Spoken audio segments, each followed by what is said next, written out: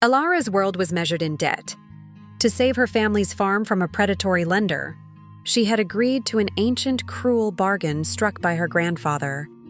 She would marry the man who held the deed. She expected a monster.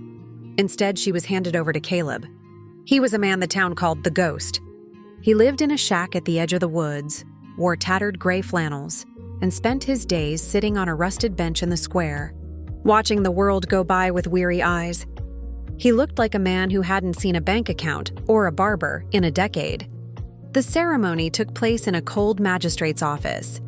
There were no flowers, only the smell of damp wool and the scratching of a pen.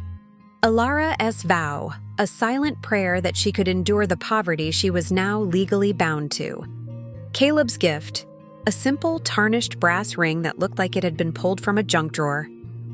"I have nothing to offer you but a roof that leaks," Caleb whispered as they walked toward his shack. Alara just nodded, her jaw set. She would work. She would survive. For 3 months, they lived in a strange, quiet domesticity. Alara mended his clothes and cooked over a wood stove. But she started noticing things that didn't fit the profile of a beggar. The language. He corrected her pronunciation of a French philosopher while she was reading a discarded newspaper. The hands. Despite his rough clothes, his hands weren't calloused like a laborer's. They were steady and precise. The visitors. Occasionally, black SUVs would park a mile down the road, and men in tailored suits would trek through the mud just to speak with him for 5 minutes. The breaking point came when the debt collector returned to Alara's family farm, threatening to bulldoze the barn despite the marriage agreement. Alara dropped to her knees, pleading for more time. Caleb stepped forward. He didn't look like a beggar anymore. He stood with a spine of cold steel. "The debt was settled the moment she signed the marriage certificate," Caleb said, his voice dropping an octave into a tone of absolute authority. "By who?" the collector laughed. "You? You don't have 2 nickels to rub together." Caleb pulled a sleek, encrypted phone from his tattered pocket, a device worth more than the collector's car. He didn't dial, he just swiped. "Check the firm's acquisition records," Caleb said calmly.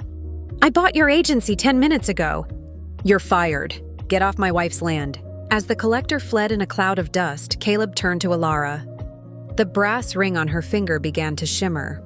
The tarnish was actually a protective coating. Underneath sat a flawless 5-carat blue diamond. "I left the corporate world because I couldn't tell who loved me and who loved the ledger," Caleb explained, reaching out to tuck a stray hair behind her ear. "I needed to find someone who would see the man behind the rags.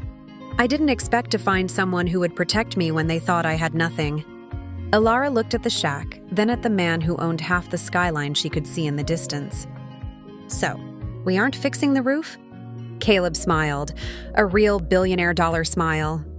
"No, I think it's time we moved into the penthouse."